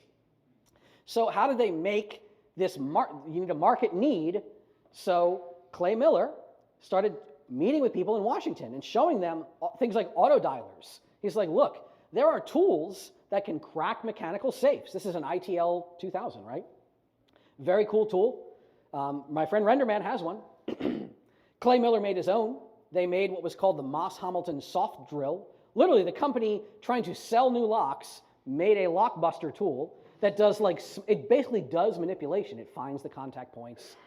They were also teaching safe manipulation at Lockmasters. I mean, Lockmasters have been doing this for a long time, and through correspondence classes, and then in Kentucky, they were teaching. Now there's manipulation contests, right? So with Jimmy Hamilton, who's a very connected guy politically, all right, we're going to get a new federal specification, FFL 2740, and we're going to roll this out, and this is how safe locks should work. Classified documents need a new, better standard of safe lock. And you push it through politically, and then, basically in 92, this is adopted in the early 90s. In 92, officially, the Mas Hamilton electromechanical safe lock comes out, and it just so happens to be the only lock that fits the specification. So all right. And there was a patent fight with Lagarde talking about, Lagarde has electronic safe. We're not going to get into all that. The patent was fully granted in 96. So the X07 is the safe lock that is this is going to be it. And here's the X07 right here. I've serviced a ton of them. I've installed a ton of them. I've neutralized a ton of them. Now it's the mid-90s. Mas Hamilton takes the world of classified documents by storm. The X07 explodes on the market. There was a slogan when they rolled it out at all the trade shows. The only way to pick them is to choose them. Very cool. Now, again, it's the only acceptable slogan. You're not really choosing shit. The government suddenly was like, sorry, Sergeant in Greenleaf, we can't use your products. We have to use this new product. It's the new standard. S&G lost a huge market segment. And at a lot of companies that you might work for one day, government dollars sucking on that teat is huge. S&G was holy crap, they were the safe company forever. And again, if you ever go to Millipole or all these expos where everyone is just trying to get government money, Sergeant Greenleaf freaked out. They immediately tried to prove that the new X07 wouldn't comply with the standard. So they buy some of them, they have their engineers tear them apart, and instantly they figure out, some bent wire, you can fuck this lock up. You can pop it open. But Mas Hamilton, again, very connected, very politically savvy, they were given time, hey man, you want a mulligan on this? Well, okay, we'll put a little piece here and a thing here. Okay, we'll stop this. So they were allowed to revise their design. Okay, Exo 7, it's not like the Exo 7B or something. It's still the Exo 7, but now it complies. You can't beat it with bent wire anymore. And Sergeant Greenleaf is like, God damn, what the hell? Are you freaking kidding me? So they tap a guy named Mike Madden. Mike Madden, he was in the locksmith shop at Livermore, so he's DOE. Again, like very clear guy, very smart guy, legend in the safe world. Mike Madden, within 2 weeks, Mike Madden, he's like, I'm pretty sure I can F up this lock. So he had a solution where basically you'd go down through the spindle hole and he would squirt tacky goo in the lock and spin it really fast. And then the lazy cam would click and he's like, boom, boom, I got it open. Sergeant Greenleaf, again, shows this evidence to the government. They're like, hey, we're not saying that our lock is great. They're trying to submit designs and they're getting rejected. And they're like, but at least pause this rollout. The qualified products list that only has one frickin' thing on it, the product doesn't comply. Come on, man. You'd think that would be the end of it. Like, look, we've proven we can reliably open this lock with some like goo. It didn't though. First to market and political connections do a lot. Jimmy Hamilton, like, I'm not going to say things that are legally actionable right now or anything. I've learned a lot, like in GSA classes, these stories are traded just around the break room all the time. But basically, there were articles at the time. They were like, why is this senator pushing for this and this senator from this guy's home state and pork barrel politics, you name it. The politics behind it were massive. The dollars were massive. And at one point, Sargent and Greenleaf's engineers were in the room with people in the DoD lock program. And they were like, look, you have rejected our design. We're trying to compete in the market. We keep submitting locks. What the frig do we have to do? And someone was like, the meeting's wrapping up. He's like, what do you have to do? Give up. Jimmy Hamilton's got senators in his pocket. It's not going to happen. Like, this is how your tax dollars get friggin' flushed around, man. It's crazy. And of course, because greedy people are going to greedy and capitalism is going to do a capitalism, the way I've been told, Jimmy Hamilton was so like high on the hog, he tried to cut Clay Miller out of like the royalty agreement. And again, Clay is the sweetest guy ever. And he's like, are you goddamn kidding me? What the fuck is wrong with you? So like people go to court and there were all these court battles in the mid 90s. Ultimately, a judge is like, yes, the prototype is, Clay Miller has the prototype. It says, this is his design. Give him the rights to this lock. And by the way, what's this other electronic lock that you guys make? The Sencon? What is it? The audit? Yeah, that's Clay Miller's too. It's obviously the same design, your royalties, which apparently shocked everyone in the courtroom because the Sencon and the AuditCon are not used by the government. They're used on banks and ATMs, which there are way more of than military bases. So basically, Moss Hamilton had to park a dump truck of money at Clay Miller's house. And he's fine, he's great. But again, the research kept going. So you've got like again, Mike Madden is still like around and he's still talking years after the original attack. His NDA expired with S&G. And he starts talking to Dave McComey. And he's like, hey, Dave, you've always wanted to do an article on like the Moss Hamilton, the old Exo 7, right? We could like, you want to do some shit? And he flies out to Washington, where Dave's from, where I'm from. And they sit in Dave's garage, and they're replicating this attack. And Dave's like, holy crap, this is good shit, man. I should write about it. Because Dave McComey, very prolific author. He writes tons of journal articles, tons of books. He is putting all this news together. He's like, I'm going to make this the crown jewel of my next installment of my Safe Technician magazine. And as they're putting the article together, and they actually got the attack down to like 5 minutes. Because Dave is like, what if you did it, if you spun it even faster with a drill, it would heat up the tacky material, it'd get hard faster, and they were like blowing through these locks. He's like, oh, this is good, let's get photos. Now, as they're putting the article together, again, like Mike Madden, he's like, hey, we're going to put your photo in the article, right? We're going to name you. There's another colleague, again, this is super inside baseball stuff, but there's a guy in the lock world, Don Spinard, longtime guy in the lock world. Don gets wind of this. He's like, I've heard, Dave, are you doing an article on the fucking X-Series locks? You're going to put Mike in oh man, have you taken the photo yet? I got something for you. So he calls up Mike. He's like, you know when they released that lock, they had that cool freaking tagline? I swiped one of their shirts. off the trade show table. So yeah, like Mike Madden wearing a shirt that he like crossed out, the only way to pick them is to glue them. Yeah. And I like, again, like how wild is that, right? Like Don, this old head locksmith, has something that no one, it's in a drawer that like no one's seen for ages. He's like 13 years ago, here, you would take this lock, there you go. So yeah, like Mike is, how wild is that shit that he still had an old shirt like that? That's like, that'd be hilarious, right? Like, so yeah. So Dave is going to publish this article. And he's like, well, I got to get a quote from Moss Hamilton. And he tries to get a quote. Everyone freaks. Like, again, this is all in Dave's book. You should read the book. But like lawyers are screaming. Dave is like, Jesus Christ. He's like putting the phone down. Dave's the sweetest man you could ever meet. He's so chill. He's like, no, I'm not going to talk to me like a human. And he's on the phone with lawyers. He's like, what if you edit the article this way? What if we change the article this way? What if we don't claim that? He's trying to go back and forth. And eventually, it was Mike. He cared about Mike enough that he was like, well, I'm not going to name who did the attack. But everyone knew it was Mike because it was in the first draft of the article. And Mike didn't want to get sued. And he still has a government job. He's like, dude, we can't do it. And Dave, to his credit, like the article was ready to publish. It was on a pallet at his publisher. And he pulped the entire magazine. And he never published the article to this day to protect his buddy. And that's very cool. And it's very honorable. But it's also a little bit gangster. Because, does anyone remember, again, someone in this room might remember this.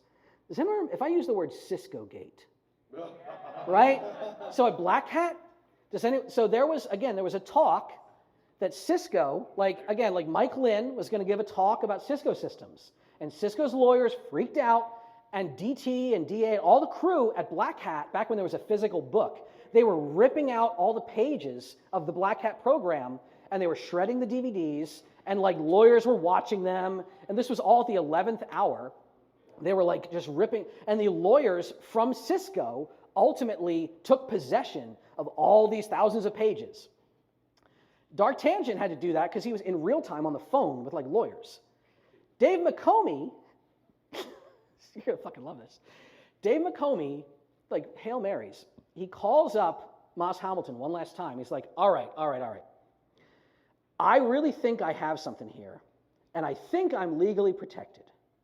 But you seem you're very serious. What if, remember, the article has been shredded. It is in a dumpster. What if I sell you the copyright on the article, and then you can tell me if I can publish?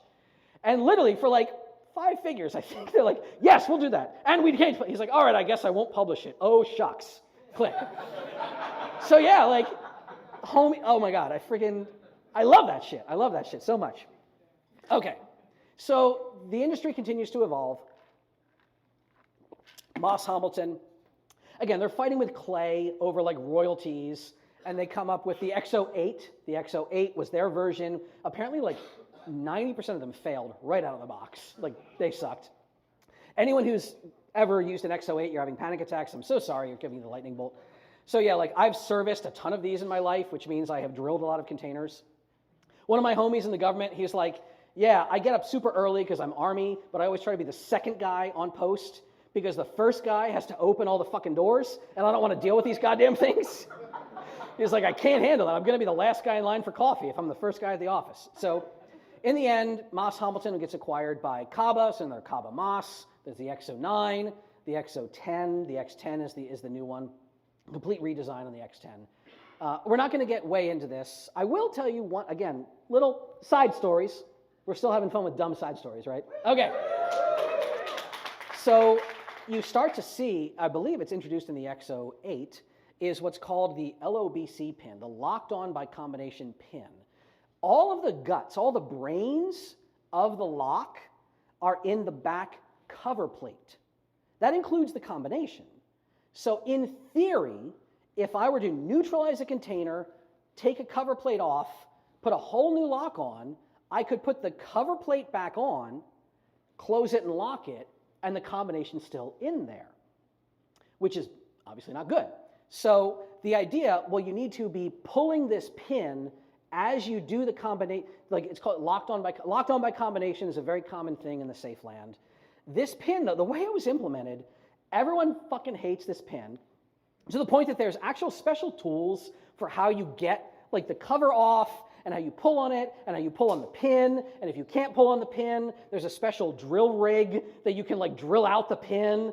It's kind of like password complexity requirements. Like, you know the new NIST standard that says, don't make people change a bunch, don't, remember, what is, if I say just correct horse battery staple in this room, you get it, right? Right, everyone knows that. So yeah, like nowadays, how many times in the field that LOBC pin, like someone's like installing an X series, they're like, yeah, that's not going in this fucking lock, I gotta come back here next week. So yeah, like, again, make your security too hard, people are gonna work around your security. So yeah, now it's the X10, complete redesign. It is the standard lock for all of our, like this is on everything that exists now. If you're ever curious, the insides, they changed to a DC motor, it's not a stepper motor. We're not gonna get into all that, ask me in the bar. If you're curious if you have an X09 or an X10, they're both available in gray. X10 can be black as well. But look at the date stamp. If the date stamp is in the 9 o'clock position, you got an X09. Down here, it's an X10. So maybe you work in a government lab, maybe you work for maybe you're military, I don't know. You can find out what you got. Eventually, S&G did come out with a lock that was eventually accepted. They just called it the 2740. It was finally part of the qualified products list.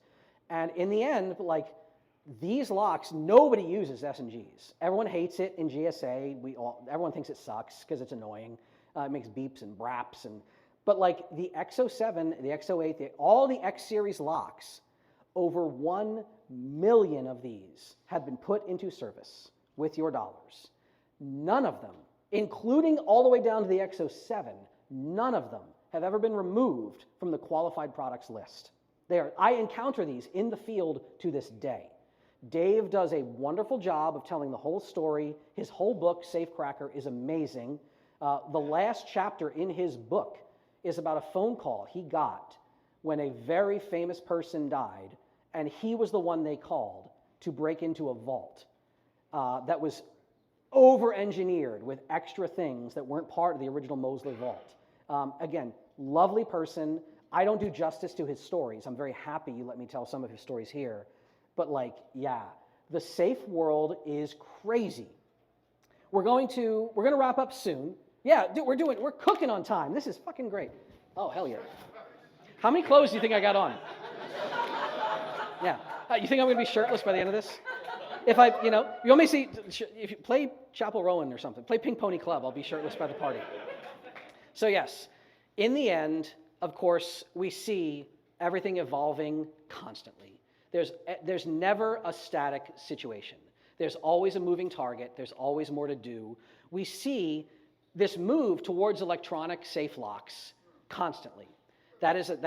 Safe technicians have a distaste for blinking and beeping locks, but that's what we have. Like the marketplace demands ease of use and cheap components. So S&G makes a safe lock that's electronic. Lagarde makes a safe lock. This is NL. NL has the Rotobolt. So like, again, it's an Italian company, but there's another Italian. Tecnosicurezza has another one. But again, all these companies, do you know where, like NL is Italian. You know where their headquarters is? It's in Nicholasville, Kentucky. It all comes back to Kentucky and the same few families. You got the Miller family. You've got Nick. So again, like freaking Uncle Nick. Nick who formed NL after he formed Lagarde. Like Uncle Nick, these same like 3 or 4 people and their families have been moving this industry forward forever. And they are aging out. We just lost Nick like 2 years ago, I think. Dude had some serious swag, right? That is Bobek level shirt drip, I gotta say, on this guy. Like, I love this man.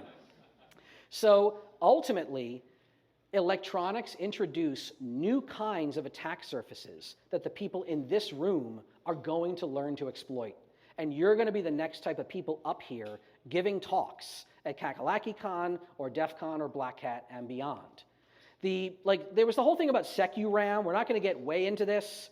You like remember the like SecuRAM lock systems, Liberty Safe, and there was that dingus for the friggin' insurrection guy who got arrested, and the FBI came to his house and they broke it. Like they broke into my safe, they took my guns, they took my gurns, and they're like, no, it was a back door. Like it's not a back door. Liberty Safe tells you, like, yeah, we have your combination. Like, do you not know that electronic locks have back doors? This blew the red state world, blew their minds. MAGA people were like, how do the ones and zeros work? That's them some kind of anti-Christian science. Yeah. Like, all electronic locks have back doors. They have manager codes, they have supervisor, they have manufacturer codes. This is in the fucking manual that comes with your safe. But it was a whole story. I did a whole story. And, like, it's not just SecuRAM. Like, S&G has manufacturer codes and reset codes. Again, I'm clipping along because I want to make sure we get to the bar before it closes, right? Sentry, like as a safe technician, I can call SentrySafe and be like, yeah, I'm standing in front of a safe. This is the serial number. Can I have the combination, please? And like, here's the combination we shipped it with. Here's your $25 you paid us. There you go. So like, this is a thing. There were articles about this. Of course, politicians got involved. Senator Wyden. If you don't know Ron Wyden's office in Oregon, great, good senator, love snaps to him. His staff, very electronically savvy. They put out a whole statement, but they talked about, hey, we're not using these locks on our national security secrets, right? And S&G had to come out with this whole policy about which locks do and don't have back doors, and how this policy that they released, as if to say, yes, this is in the news, this is our policy. This policy did not exist until Ron Wyden literally put out a statement. The ink was barely dry on this policy about how they comply with governments and no, we require a warrant, because of course we would require a warrant. Who wouldn't do that? No manufacturers required a warrant before this.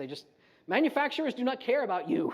They will give your data to the government. This is no matter what you're doing in ones and zero land, your data is not your data. So yeah, I did a video about that. Who gives a goddamn? My YouTube channel sucks. But like, again, if you're interested in electronic attacks, they're spiking, there's a whole world. Remember when we drill holes in safes in the hard plate and I put a scope in and I look and I'm moving wheels? That's not the shit now, right? Nowadays, you drill a hole and you literally spike, there's a whole, it's called the Encyclopedia. There's a Bible made by my friend Lance, who runs the class that teaches this. You literally learn like these two prongs put 12 volts. This transistor, this is the drain, put 3.5 volts here. Like how to override safes. This is where our industry is going. And every one of you, when I talked about, oh, I could be a safe technician, but I really like electronics. This is the future. There is a future for you in this field. If you like ones and zeros, or if you like wires and pliers, or if you just like drills and mills, there is a future for you in this industry. Not going to get way into it because, again, maybe this will inspire a few of you, right? So this is Bobic. This is my friend Bobic's workbench. Again, I'm old. This is like 2016. Differential power analysis. We don't have time to talk about differential power analysis, but in general, electronic locks, they're not like online all the time. You wake them up and they read data out of memory. If you read a 1, it costs more voltage than a 0, like picovolts. It costs more voltage when the lock wakes up. You can measure that.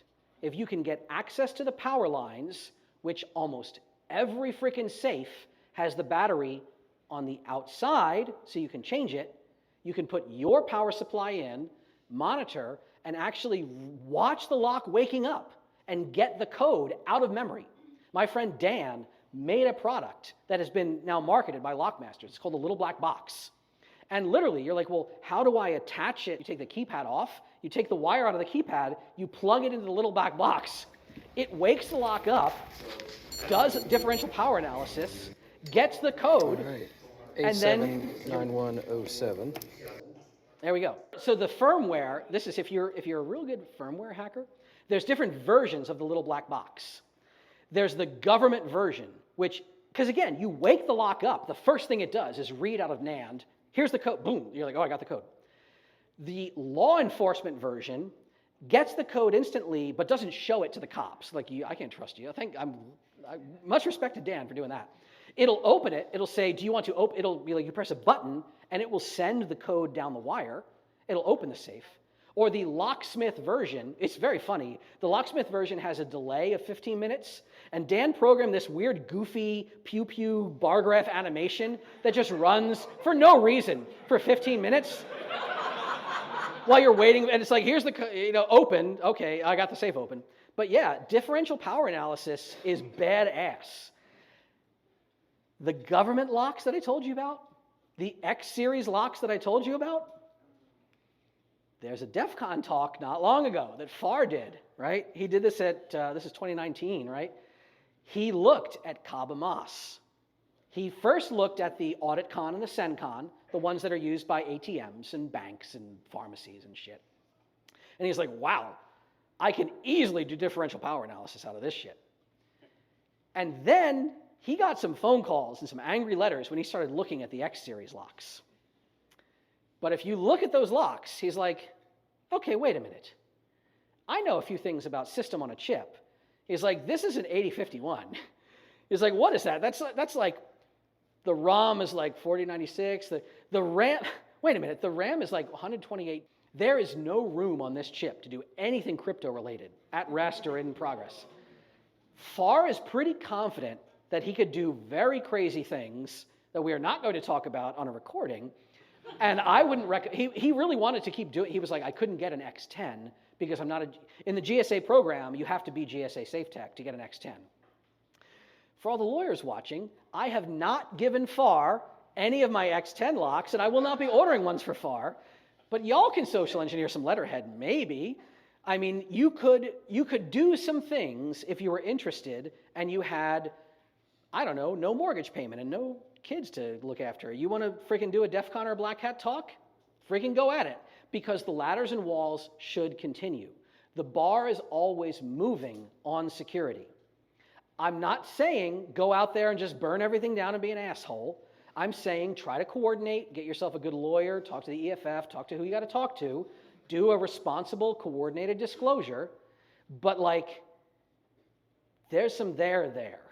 And I encourage you to be interested in that. If you have locks at home, if you have a safe at home, we have seen this resurgence of interest in old mechanical locks. I did a video after that SecuRAM Liberty Safe thing. I did a video about, do you want to have a mechanical lock instead? Here's how you do it. If you want a mechanical lock, like you can order a 66, you can order a Group 2M, you can order a 1R if you want I'll order one from you at dealer cost. I'll give it to you. Like if you F your safe up, it's not my fault. But like, you can swap these out. They're all the same footprint. You can install a mechanical lock. Now again, like electronic's going to keep electronicking. Those auto dialers are getting more and more awesome. Nowadays, this is a friend of ours in Prague, right? So like the Jack dialer, right? So this is Modek's product. This is literally like, it's an auto dialer with a brain. You can feed it a password list. You can feed it birthdays. You can give it a bunch of interesting data. It'll literally run like a set of numbers. Like, I'm blown away by how things keep evolving. And everyone in this room who cares about this and enjoys this, you're going to be part of this evolution. Look at it, just so goddamn gorgeous. Mag switches to mag mount, no permanent magnets here. You can feather in your 0 point. You're like, oh, this lock, we have a password policy, we have a safe lock. You can't use 0s or 5s. All right, throw them out. Maybe you have to do high, low, high on the combination. Program that in. He's thought of this. You can burn through auto dialing combinations super fast with something like this, or something that you're going to create next. Literally, that like little auto dialer that Blake made with me, I'll just fucking open source the code. Like, play with it. Play with locks. Play with anything you can imagine. I want to see someone who's younger than me, cooler than me, and more attractive than me up here next year talking about the next iteration of whatever interests you. And that can include this. Anyone out there who says, like, this is my little niche, I own this, that's my research. Fuck that noise. I want to see people doing lock stuff. I want to see people doing safe stuff. I want to see all of you picking up the mantle and running with it and teaching others. Look at the speed on that motor. Bang! Open. Right? So in conclusion, and man, can you see this? Can you believe this fucking shit? 7 minutes before the end of the goddamn time slot, and I'm nailing it! Because I only had 2 whiskeys. Y'all are slacking on the whiskey, I gotta say. So yes, ultimately, what are you protecting? That's what you have to ask yourself, whether you're a government person, private industry, or private citizen. What are you protecting, and against whom are you guarding as a threat? If you're guarding national secrets, we want to control those tightly. We don't want multiple copies. We want them very few copies in very secure locations, like a fucking bathroom at a country club or some bullshit. If you are a private citizen and you have personal effects, medical papers, lawyer papers, you have copies of your best wares and your whatever, you don't want that in one place. You want to spread that out. You want to have a safe in your house that's good enough. You want to have a safe in your partner's house. You want to have a safe in your other partner's house. You want to have a safe in your friend's house. You want to have multiple copies of all these things that matter to you. Like my gun collection, Tara's guns, my guns, some are in our basement, some are in our friend's basement, some are in your basement, some are going to be in your house one day. Like, I'm just going to call, like, yeah, I got another customer. I got to deliver a safe. Yep, it's going to Alabama this time. Yep, yeah, just go ahead and deliver. Because ultimately, distributing your assets for most of your risk conditions matters more. You are not the government. You are a private citizen. Your personal effects, you care about them living through a fire, a flood, or some other disaster. The people in your lives, I've talked about this in many talks. There's a whole talk, lawyer, passport, locksmith, gun, if you've seen that talk. The people in your lives are the ones you rely on much more than you would ever rely on metal and lead. We are the ones who look out for each other. We are the ones who are there for each other. We protect us. Thank you very, very much.